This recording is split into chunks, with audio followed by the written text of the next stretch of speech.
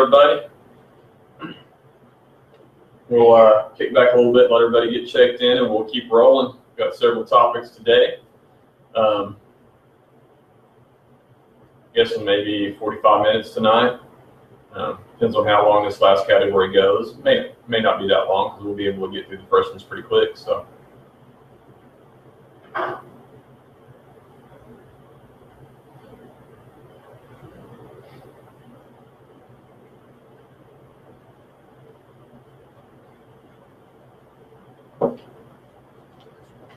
Cat cam. Hey, Dexter. Crappies may recognize that. Dexter. What's up, David? How's it going? Dexter kitty. Now. What's over here? Yeah. All backwards in the video, so. Wow. And he's like, what am I doing? Wow. Chris Cooper, what's happening?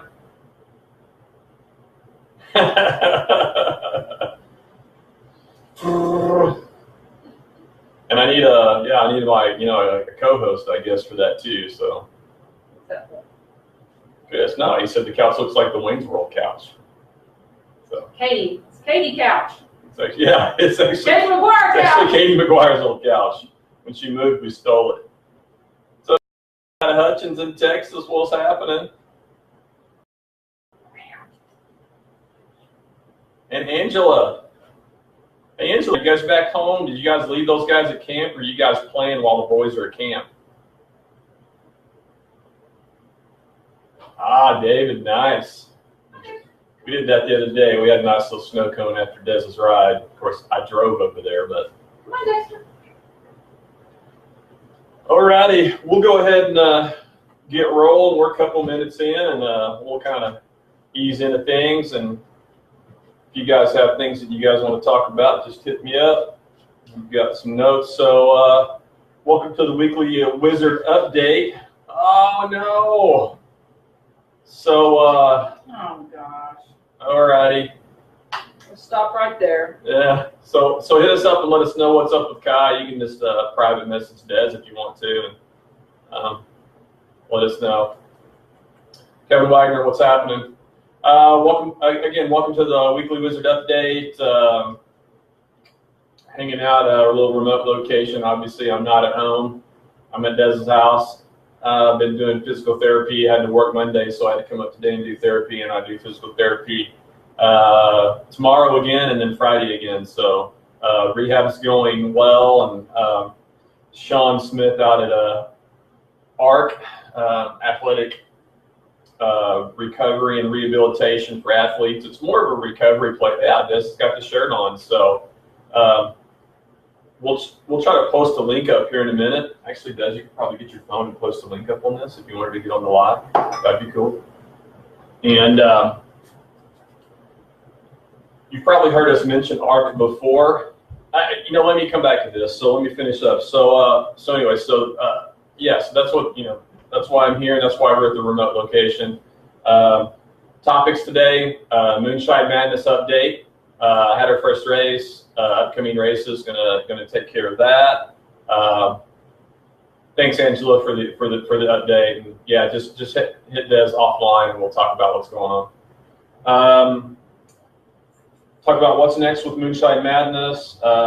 Shout out to folks at Wheeler Crit, to Bluff Creek. We've got the crew out there. I think I haven't seen any posts, but I'm assuming the crew, the Oklahoma Flyer, typically goes out there. I don't know if it's open tonight with the weather that we've had. Honestly, I'm not sure. But I'm sure someone out there knows and can pop in and let me know.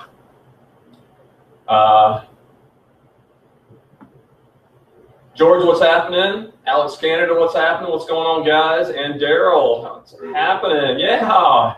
Well, Dexter was up here just a minute ago, Megan. He's kind of down here.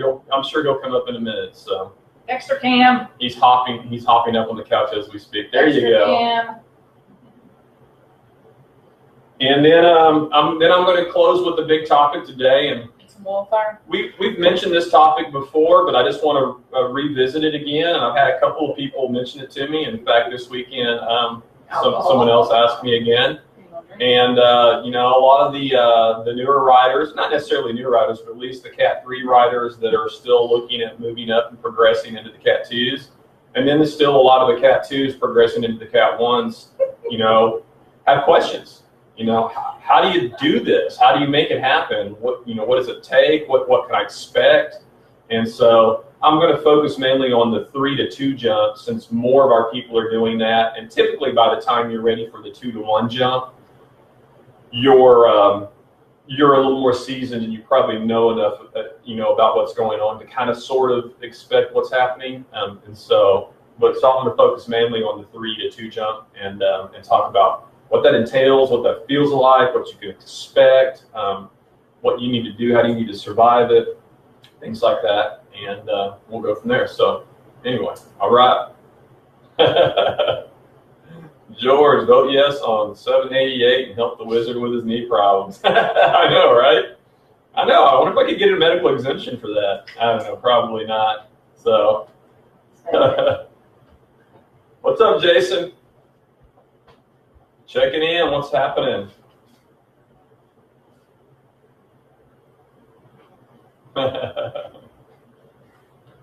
All right. So we got an assembly of stuff up here. So I'm actually not drinking the oil fire because there's not that much left, so I don't want to drink it all, and it's the last little bit that Des has. So, Team Winebox keeping you in good graces. Team Fireball in my little brass cup. I don't know, it's kind of fancy. I like it. Yeah, Dexter's like a dog in a cat body, though. Just kind of treat it like you treat Dexter like a dog, and he just jumps and you can just pet him. And it's a crazy cat. It's fun. He's fun though. Alrighty, let's jump right into Moonshine Madness. I was going to look up the numbers on the results sheet and just simply didn't do it for a new series and something that we're just kind of getting going and getting rolling, trying to get the interest out there. The turnout was decent. It was pretty decent. We had some rain threats the night before, which probably scared people off. We had a few people from the Tulsa end of Oklahoma come down, but honestly, you guys, I'm going to call you guys out right now. We did not have very many Tulsa folks down, so you guys need to make your presence known. We've got another one coming up, and the next one is going to be at Lake Murray, so that puts everybody in equal drive, maybe a little bit shorter for you guys and Oklahoma City guys, I think. I don't know. It's pretty close. It's about the same. You guys just come a different angle. We haven't raced Lake Murray in a long time in Tour de Dirt, so it's really cool that we're able to use this endurance series, the Moonshine Madness Endurance Series. Look that up on Facebook if you're not. Just search that and it'll come right up. And I'm really glad that we're able to use this venue at Lake Murray. It's been a long time since we've been there. I think Tegan has Duke's Forest already blocked off. Everybody can camp there. It's a whole campground, baseball field area, so it's going to be a really cool venue. And we've got some locals down there getting them lined out, getting the course dialed out for them. So it's going to be good. It's going to be a good event. So.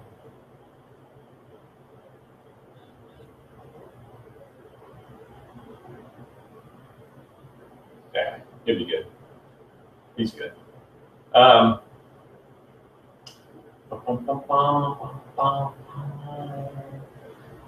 Haley checked in. All right. I can't find you on my phone. So you just go to Tour de Dirt. Oh. Go to Tour de Dirt.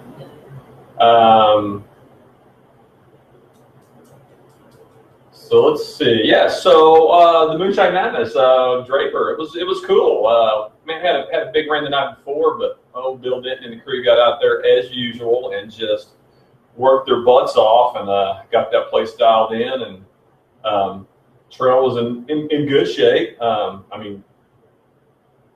Bill guaranteed no dust, and totally came through with that. So there was no dust.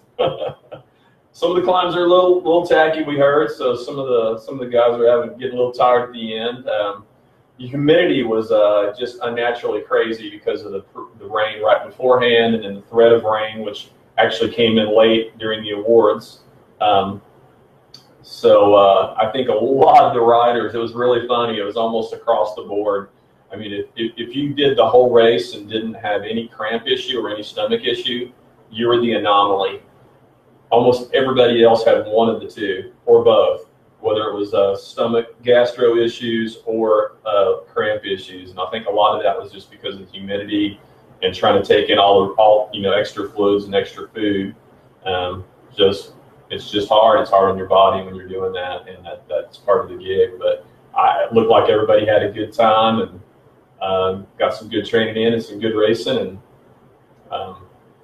it's cool seeing everybody race with lights. And I think I heard a lot of people talking. That was the first time they'd ever ridden at night. I mean, heck, even two of our juniors that came up from Tulsa with Tanner, who did the timing for the event, brought two of the juniors up, and they did a night ride, and they actually went out and did their last lap together because they really didn't want to be out in the dark together, which I thought was awesome. Neither one of these kids had ever ridden over 2 hours, and they probably both did that and some, and rode at night for the first time. How cool is that? If you guys haven't done a trail at night, get some lights. And it's really cool because these 4-hour races allow that. So basically what happens is these races start at 7 o'clock. So it doesn't get dark. Even if it gets cloudy, there's still enough residual light so that you don't need lights probably until 9. I mean, if you're uncomfortable with some of the dusk type things and shadows, maybe you can pop them on early at 8:30. But that means you only need lights for like 2.5 hours. So, you don't need multiple lights and huge extended long batteries. So, just some simple lights that most everybody has can get the job done.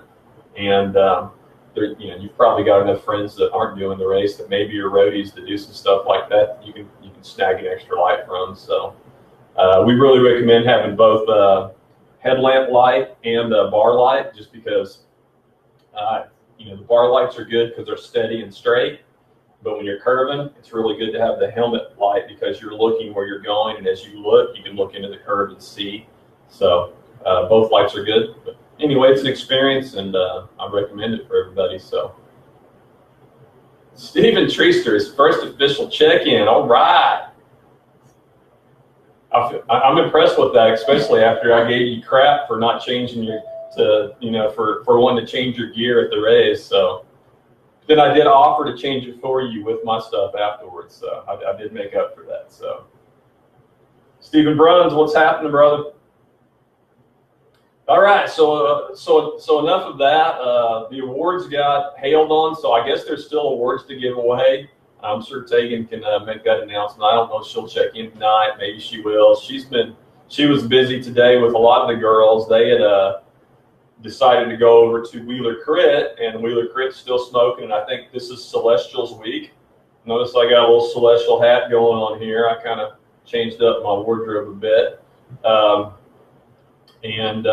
I think this is their week, and they're hosting that. And so they had some of the girls decided to go over there and try it out. And we saw some pictures a minute ago, so I don't exactly know who all was over there. But, we saw several of our mountain bike ladies over there, and looks like they kicked some butt and did well and had a good time. I'll share that. I want to share that picture. No, hells don't. That's why it's going there. So, lost my train of thought there. So, okay. So,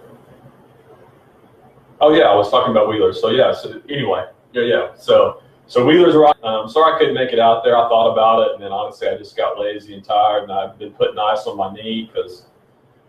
I never finished talking about ARC either, so I'll just kind of jump back into that as I transition to my next subject. And I did PT today, and I thought Sean was going to kill me today. It hurt so much, but I was able to get on the spin bike at the trainer and actually spin my bike. So I pedaled for 10 minutes today. I could not do that this morning, could not do that yesterday. I tried to do it. I didn't have enough flexibility in my knee to be able to actually turn it over. So when I was in the top of my pedal, I couldn't bend my leg that far. And so after working me over today, I was able to do it fairly easily. Now it'll take some work because I've stiffened back up again. I've been icing all day. That's why I didn't come out, because I've been sitting here with ice on my knee all day. So, but anyway, so that's an update on me and where I'm at with that too. So who knows? I'll be riding around the neighborhood before you know it, and who knows? Maybe in a few weeks I'll be training again. We'll just kind of see how things go. And again, if you guys know, I usually just do a shout out to our Oklahoma Flyers. Oklahoma City edition has been doing Bike Club and moving into Oklahoma Flyers, and I know they're out trying to do that at Bluff Creek on every Tuesday. I didn't check in with that today to find out if that's still going on. Again, I wasn't sure about the conditions at Bluff. I know that place gets really muddy when it gets hammered like we do, so I didn't know if today was enough to dry it out for them to ride or not. So, so we'll see how that goes, and maybe someone can check in. But just thumbs up to them if they're out there. If they're not, then just you guys keep a lookout for them every Tuesday out there. And so. All right, Jonathan Clark. No, I don't think I'll be racing. Wheeler next week. Maybe a few weeks before I'll be doing anything other than just putzing around the neighborhood in my ball cap and shorts. So I tried that the other night and couldn't do it. So maybe I can now. So okay, thanks, George. It was canceled mud. I was wondering if it was not. I didn't see any posts, and I knew it was pretty bad out there. So, but I'm sure weather pending, they'll be back out there next week. And if you guys just want to go out and share with some kids, then that's a great place to go. Canceled for 4th. Yeah, I guess that is next weekend, isn't it? Yeah. So, all righty, moving on. Let's see. We have any other shout out? Oh yeah, I have one other shout out. So I kind of want to give us some dates. So we have the next Moonshine Madness date. And if you guys have some dates of some other things, holler at me, and I'll get a shout out out here too. I really get out of sorts in the summer. I'm usually really on top of things before summer. And then thanks, Jason. George and Jason also said that the Oklahoma Flyers are canceled for next week because of the 4th. So just know that I guess they'll kick back up after the holiday break. So if you guys have dates of things, let me know. I kind of keep the dates of things that are kind of in my small little world, and so I kind of miss some other ones during the summer. I'm a little more on top of it during the regular year when I'm at work and I'm able to stay on my computer and be a little bit more informed. Next Moonshine Madness, July 14th. That is Lake Murray. So make plans, look at doing it, and oh, Jason. June 15th or July 15th? June, we missed it. So yeah. Oh, I'll accept any late. Right? Late gifts. You're already probably going to get a gift anyway, right? You're probably looks like barring a mega failure by somebody, you're getting the state championship jersey this year. So consider it a gift. Tegan did check in. Hey, we saw your podium pick, Tegan. So, we never saw that duffel bag again, Jason. I think the boys at TLC put it in their truck. So who knows? They may still have that. What is the black duffel bag? Oh, the black duffel bag from Keystone. You don't remember that? Yeah, that one. Okay. Tegan. So that was your first crit. So Tegan Malone and some of the girls did their first crit. She said it was terrible. Who pulled in the headwind, Tegan? Right, who pulled into the headwind? Yeah, that's a suffer fest. But it's an awesome suffer fest. It's so fun. It's kind of like the dirt crits. Dirt crits, they're so fun, but they're so taxing. They suck physically, but then they're so fun to do. It's awesome. Yeah. Yes, Daryl Keystone. Yeah, so Ryan, Columbus, so you're doing Ragbri. That's awesome, man. We have not ever done that, but man, that is like a party on wheels from what I hear. I don't know how many thousands of people do that, like 15, 20,000 people, something. It's crazy, maybe more. They shut down the entire roads that you guys ride on from what I hear. It's awesome. Yeah, road crit's a whole lot different than dirt crit. Dirt crit, you just ride your bike as hard as you can go. Road crit, you got to be smart, and I'm not that smart, so I'm not very good at it either, but it's all fun. I heard Heath is doing his first crit today too, so hopefully he'll come in and respond while I have some oil fire. All right. One more shout out. It's the same day, so looks like for our wow, 20,000. I knew it was crazy like that. 6 in a row. That's awesome, Ryan. That is awesome. So hit me up next time we're at a venue together.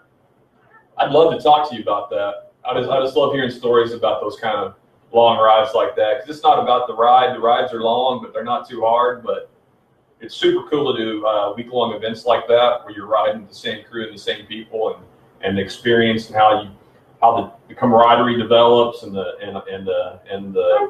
relationships develop with your teammates and the friends you're riding with. That's what's really cool about those long, several-day, week-long rides. I'm losing mouse pad space here. Cat's getting the mouse, huh? What's up, Stephen Cordis? What's going on? So where I was going, my last check-in is Norman Conquest is also July the 14th, which is the same day as the Murray Moonshine Endurance. So you guys could double up and do that. I challenge you. I'll do it. If you do it, I'll challenge anyone. I think a few people might have ridden or might have done a ride last Saturday before Draper as well too. So Jeremy Black, what's happening? Yeah, we saw your picture too. So tell us how your crit was. Is that your first one? I can't remember you doing a road crit before. So Jeremy, tell us how you did and whether you suffered hard. What's up, Paula? Okay, we'll let you guys do some checking in and talking out there, and I'll try to respond. But for now, we're 22 minutes in. I want to go ahead and get to the main topic. And like I said, I've talked about this a little bit before, but I just like to revisit it, kind of come at it from slightly different directions. But I want to talk about the upgrade process. Happy cat. It's a sleepy cat, lazy cat.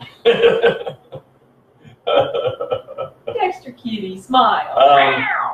But I get a lot of questions, and just because of the position I'm in and the people that I meet and the people that I talk to, I just get a lot of questions about training and riding and how to get better, and inevitably that leads to, okay, I'm a Cat 3. How am I going to survive as a Cat 2? Am I ready? Should I move up? Am I ready to move up?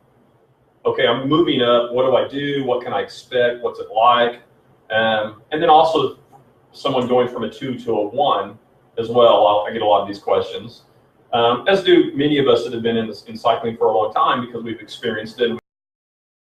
We know what it's like and what to expect and how to deal with it. And so I just hope that by kind of sharing some of our experience and my thoughts about it, that we can help you survive that easier and better and be more successful quicker, which is one of the things that I feel that in this day and age with cycling, especially with mountain biking, I think mountain biking is probably a real big area with this, with the team structures, with the leadership that we have at all of those different teams, with the bike shops and the leadership out of all these bike shops that we have.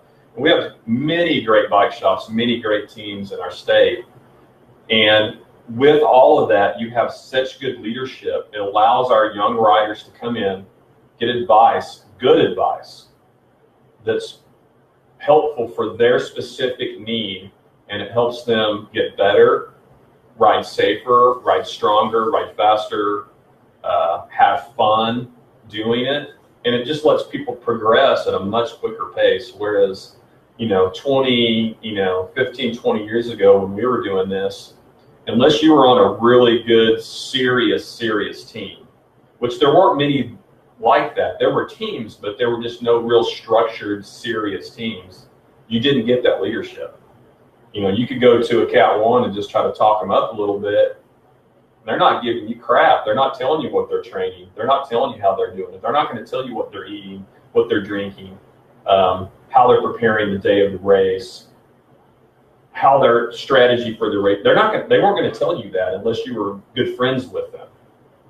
Now then, I think that things, social media and with the close-knit community and the team structures, this information is readily available. And I'm going to expound on that now a little bit more. So I first want to talk about Cat 3s moving up to Cat 2s. So this is the first progression for most people. Some people don't have to do this. Honestly, I never made that transition. But, I've experienced it enough and I've seen it enough through various friends and people that I know exactly what's happening and how it's being experienced. I started as a Cat 2. Did that for 6 years, I think. 6 years.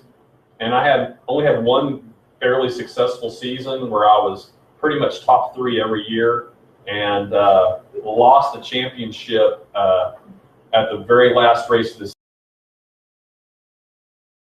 It came down to Brent Wyereth out of Tulsa and myself in 05 or 06, maybe. I just can't remember which year it was.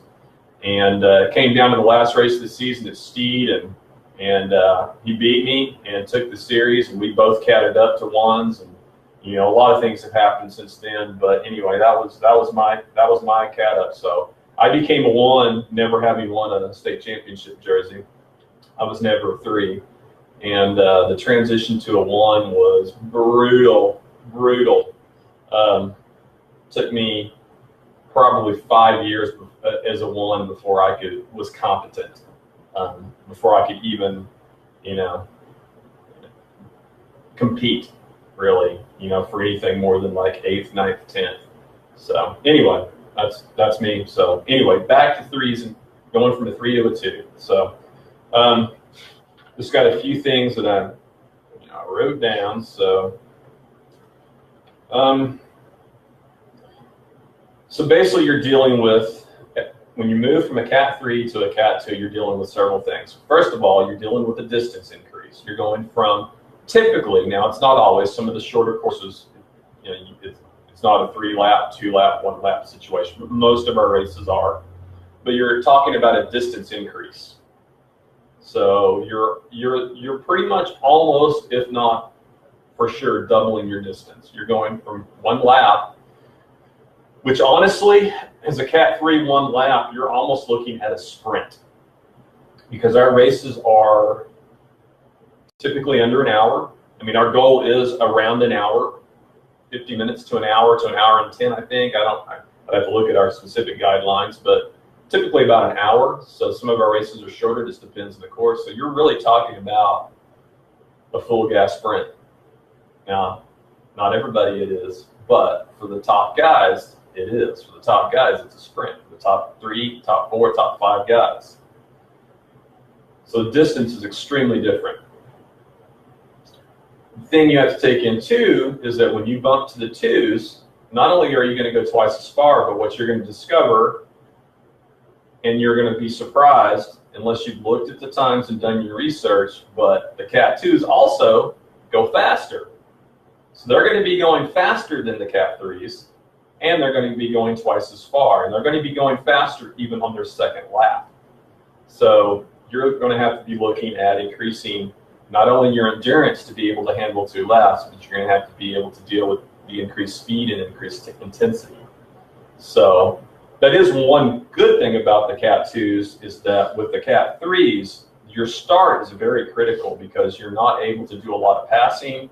Your race is quick, so you have to position and get out front and do your thing fast. Whereas with the 2s, you have a little more time. So the start's important, but typically most of the time it's not life or death as long as you get you know, if you're planning on being on the podium and you're in the top 5, you're probably going to be okay. So anyway,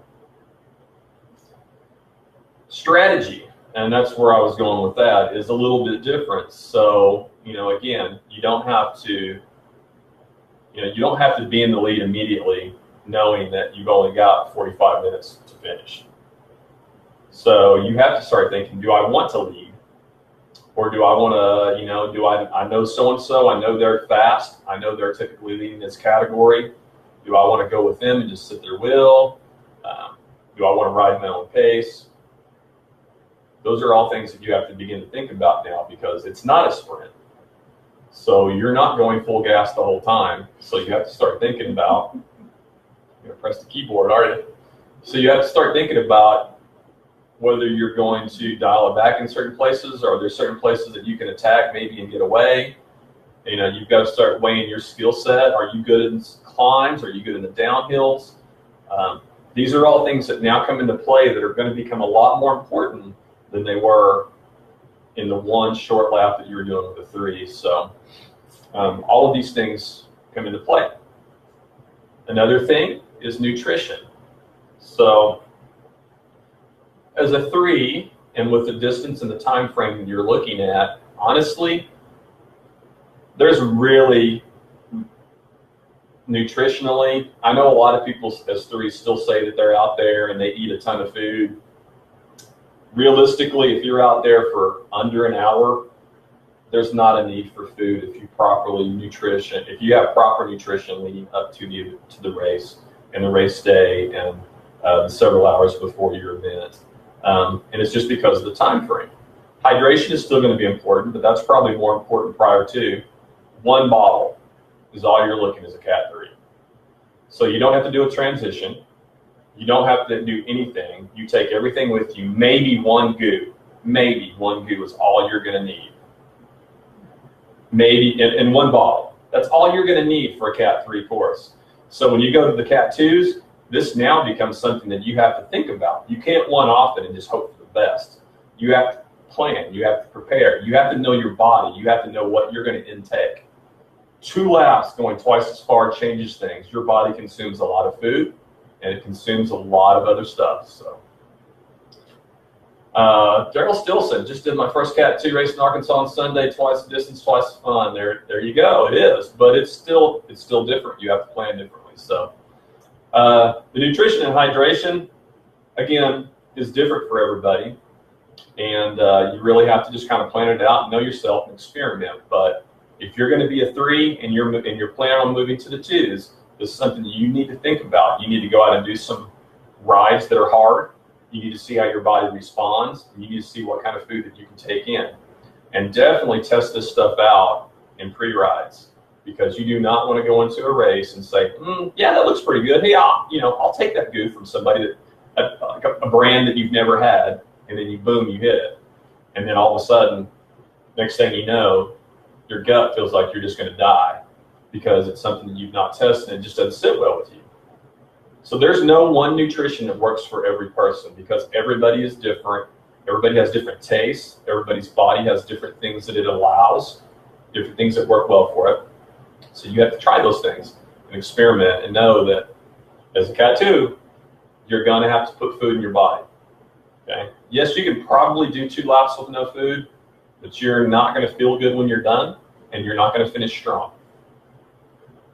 If you do, you're an anomaly. It's super fit, and but normally doesn't happen. So, so Steven, right there, buddy. I'm as bad as the next guy. I sit here and give this advice about don't try anything new at a race. My dumb ass has done it before too, and I've gotten lucky sometimes, and I've gotten not lucky sometimes. So, I typically try not to do those things, but I catch myself making the very same rookie mistakes that I'm talking about not doing right now. So, and you're right. You can take, just like Steven's saying here. He says he didn't try something new. He just tried a different flavor of something that he's used before, and just the ingredients in that different flavor. Maybe it had caffeine, maybe not, or maybe it just that maybe the coloring and the flavor, who knows? It could be something as simple as that just, cause things to go bad. But the other thing with the event the other night, he's talking Moonshine Madness. The issue there was the humidity. It was 85, 86, 87% humidity. So we've had humidity, it's been hot, but not like that. And so what you run into is that your body can only process so much, but you're sweating and you're so wet and you're just drenched and it's so humid that you feel the need to put more in your body because you think that you're getting behind the curve because you feel it, you're tired, you're fatigued. And so then what happens is you're putting all this extra food in your body, but your body can't process it, so it just sits in your belly. And that's when you get that's when you get gastro issues. It's so common. Probably 50% of the people at Moonshine Madness did that and had issues with that. But it's fairly common, and in this case, I guarantee it was the humidity, just because you were losing so much nutrients out of your body, physically unable to replace them. But in trying to replace them, you put too much in your body, and it just caused your stomach to have issues. So, catch-22, not much you can do there except train at deficit, some things like that. I don't know, there's a lot of stuff about that I don't want to go into. That's complex and probably a little bit above my pay grade. So, what do you mean you just got a raise from the state of Oklahoma? Yeah, we'll see about that. So I technically didn't, but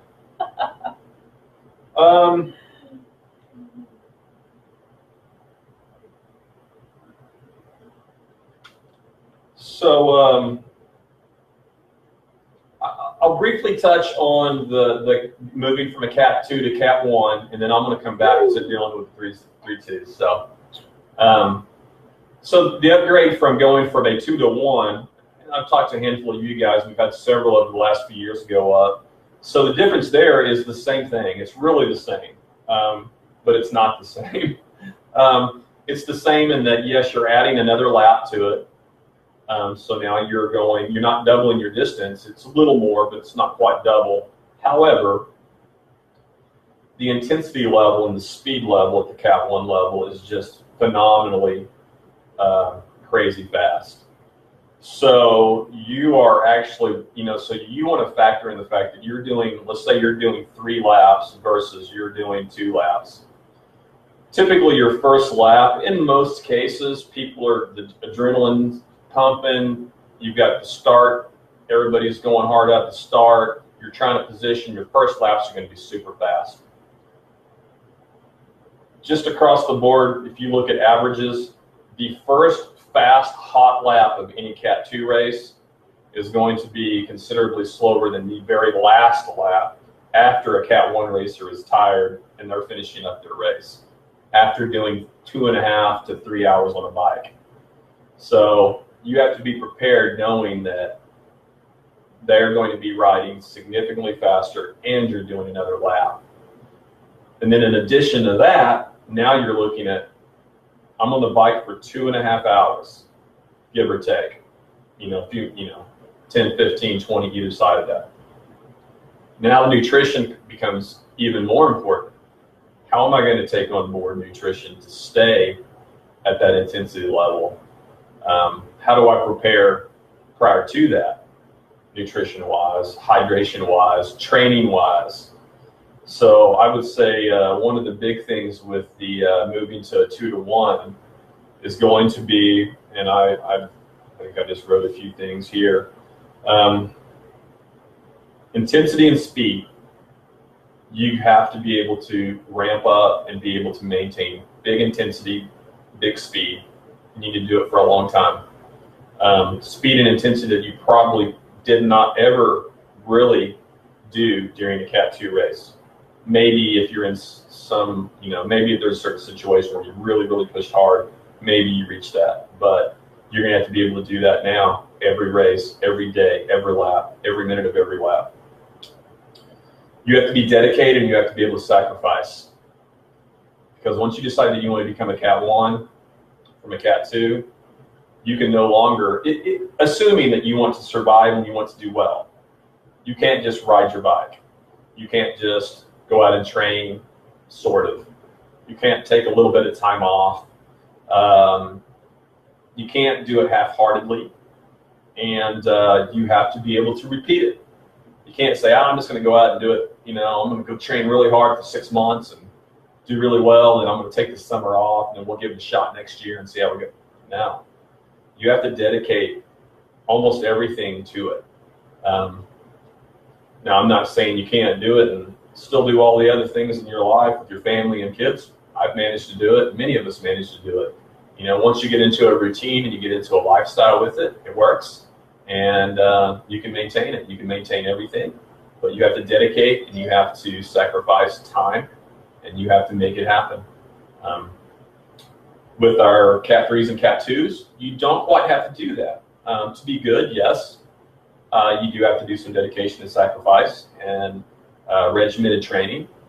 But to maintain a long-standing fitness level, to be able to ride, Cat 1 level, it just requires a level of dedication and training and sacrifice that I just think a lot of people aren't willing to do. The people that are successful, yes, a lot of people do have just natural talent, but the people that are successful are the ones that can sacrifice, can dedicate the time. They're not afraid of hard work, and they're ready to lay it down and do what's necessary to be successful. And they're ready to do that year after year. And, I was telling somebody the other day, they were asking me about, my knee injury and how long I've been off. And I think I'm about 3 weeks in now. This is the longest I've been off the bike in 10 years. 10. I probably haven't had more than 3 or 4 days off the bike in the last 5 or 6 years. And that's normal for me. But people are just amazed at that. I'm not. I mean, Des is the same way. And anybody that does what we do is that way. Now, she just spent a week off the bike just because she was on a medical mission in Peru. But I felt great, though, when I came back. Felt great when she came back. That has to do with base training, the number of years that we have in our body. And that allows us to be able to take time off like that and still be fine, still be successful. But the whole idea is that you have to be willing to be able to do that. So we get questions all the time. When do you take off? When do you take a break? Do you ever just? We're like, we don't. And they're like, no, really. I mean, so when do you take time off the bike? And we're like, we don't. And it usually takes us to saying that we don't about 3 or 4 times before they really understand that we mean that we really don't take time off the bike. Yes, we stop racing sometimes. Yes, we change things up by doing some gravel stuff, doing some fun stuff, doing some adventure stuff, doing some cyclocross, doing some road, doing some mountain bike. We do it all. We break things up to keep it fun, but we never stop riding. You never stop riding. You just can't. That's, that's just the way it is. So, okay, I wanna just finish up. So. If there's any questions out there, you guys just hit me up. Let me know. I mean, it's gone kind of quiet, so maybe you guys are listening, or so it's not a lot of chatter. But if you guys have specific questions about things I've said, just ask and let me know. She's at some kind of USA Championship jersey hanging. Was that? Oh yeah, George, man, George with the sharp eye there. Look at that. Yeah, definitely not my jersey. So that would be Des's jersey. Go right. Oh, got to get there you go. It's all backwards, so it's like it's hard to point. So it's hard to point. If left And we is also right. have to say that Heather Loeffler just earned one of those jerseys at Master Nationals, so Master Road or Crit, but congratulations to Heather. Another Okie won another jersey. Nice. I've said this to a bunch of people, but I'll tell you what, Oklahomans just don't get a lot of credit because we live in, we live in Oklahoma, and I'll tell you what, we have some badass cyclists here in all disciplines. I'm telling you what, you take any of our top cyclists in any of our top disciplines, pretty much anywhere non-altitude, and they're going to know it. They're going to know we were there. We have to say hi to Kai. Hi, Kai. Hope you're feeling better. Alrighty, I'm gonna finish up. We're at 44, so this went a pretty long time. I'm open about, I don't know, 5 or 10. So I just want to talk about moving from a 3 to a 2. What things you're going to need to do as you move up. So first thing, you're going to need to work on your endurance. Obviously, you're doubling your mileage. So if you're one lap, your 50-ish minutes is all you got, that's all you have, then you need to change your training plan. You have to start riding longer distances. You start have purposely do that. You have to do that with a purpose and with a plan, and you have to prepare your body to be able to deal with twice that distance. Because you're not just riding twice that distance, you're racing twice that distance. So you need to start that, and you need to start that now.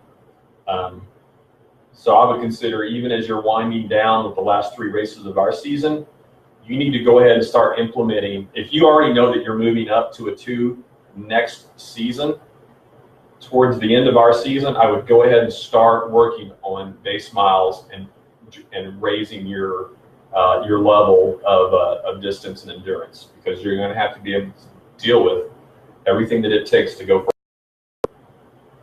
for speed. We've already talked about. You can do a lot of speed work just through different interval training things. Again, I've talked training. I don't really want to talk details about that now, but specific training is necessary to help you with speed, help you with intensity, and those are all things that you're going to have to consider too. Again, it depends on your skill level and your skill set. Some of you may be fast, don't have the endurance. Some of you may have good endurance, you're just not fast. Some of you may be average on both. Some of you may be good on both. Everybody's different. So you've got to figure out where your skill set is, what you need to work on, and how you need to go about preparing yourself for that next step up. And then, one thing that we leave off a lot is skills. So yes, you've got to train. Yes, you have to prepare yourself. Yes, you've got to do all these different things to train and prepare your body, but you still have to work on your skill set. I've been riding for 19 years.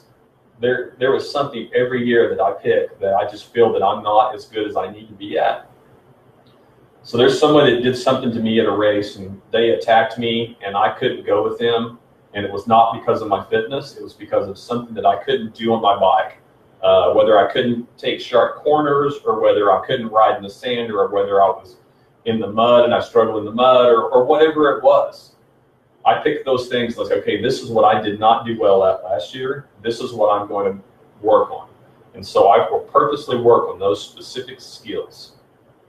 Even though I've been doing this for 19, sneaking up on 20 years. But that's what it takes. You've got to pick those things and work on them. You have to prioritize and just continue to go and continue to do it. So I hear this all the time. Okay, Corey, I'm going to be a 2 next year. How do I get prepared? What do I need to do? So my first question is, so what do you do for training? You ride your road bike, ride your mountain bike, you do any training, or you just ride? Almost across the board, they go, I just go out and ride my bike. That's it. I go, what do you do for training? They're going, I just go ride the trail. I pre-ride. They go, I pre-ride the day before, or, that's about it. I mean, I get that answer a lot, and that's common.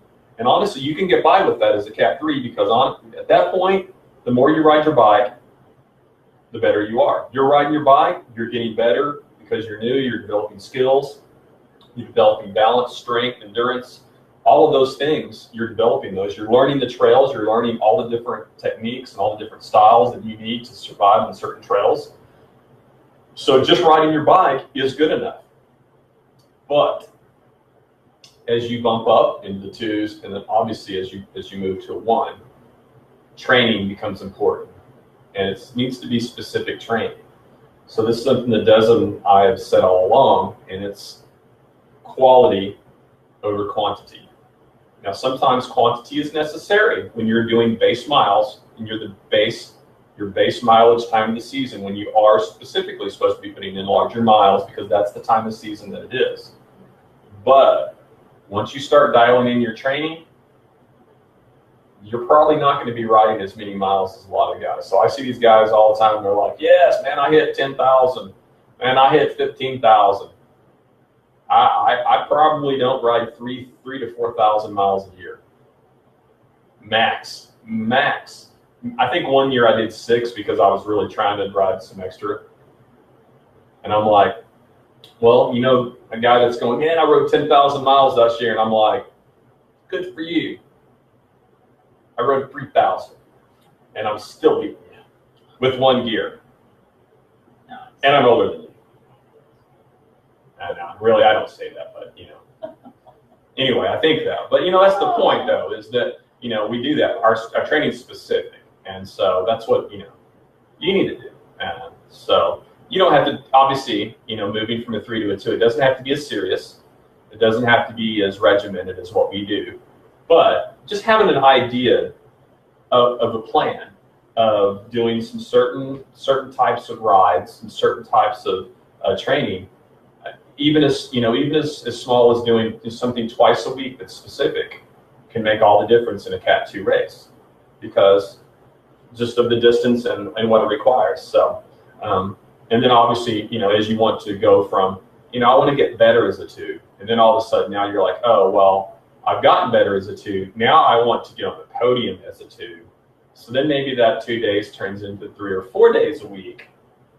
You know, you kind of see the transition, and that's just what it takes. Again, I don't want to talk specific training, but just that specific training is necessary when it reaches a certain point. So, and then one thing that a lot of Cat 2s don't think about, and we talked about this a minute ago briefly as I talked about nutrition and hydration, you're going to have a transition now too. Most of you don't think about that. So what are you going to do at transition? Are you going to carry all your food for 2 laps? I do personally. I mean, I don't like to do transitions, so, but I don't have a full swish bike. I'm tall, so my frame holds 2 bottle cages, so I'm good to go. So I'm usually good at hydration, and I carry all my food that I need in my pockets. So are you going to do that? That's up to you. I mean, but anyway, that's just something that a lot of Cat 2s, when they first bump up, they don't think about. They don't think about what they're going to do during that transition. So, you know, it's different for everybody, but something that you need to think about and plan for. Of course, if you guys are doing the Moonshine Madness series, you're going to have it dialed in because you need to transition. You have to ride for 4 hours, so you're going to be doing several transitions and taking in lots of hydration and lots of nutrition, so you should have that dialed in pretty good. But anyway, okay, let's see, what does Alex Canada say? So it looks like Des took care of and answered some questions up there for us, so thanks for doing that. If anybody else can add, I think that's right. Yeah, we've got several. Dex keeps scooching me over. I have to keep scooting because Cat keeps scooching me over. Good kitty. If you want to better the skills, shoot. Follow the wizard on the pre-ride. Yeah, you can follow me on the pre-ride. Just don't follow me in the turns. I'm not very good at the turns. Says Kevin Caldwell. He's the reason I work on turns all the time. He kills me in the turns. I'm getting better. at it. So, all righty. Unless there's any last minute questions, we're at 53 minutes, and I think I'm going to close up shop, watch a movie tonight. Nah, probably not. It's late. I'll probably go to bed. But all right, we'll finish up. Cheers. So you guys saw the Celestial hat here. I wear that for a reason. One, they're hosting Wheeler Crit, but 2, we're going to be live at location next week. So keep an eye out for that. We're going to be at Celestial Cycles, and we're going to be hanging out in a little space they have next door next week. Drinking some good beers and chatting with Sheridan, Captain Dan, and whoever else in the crew stays around. And Lieutenant. Lieutenant Dan. Yeah, whatever. Higher than Captain. Okay. Got it wrong. Yeah, hey, it's all good. So, cheers, Fireball. We'll see you guys. Bye, everyone.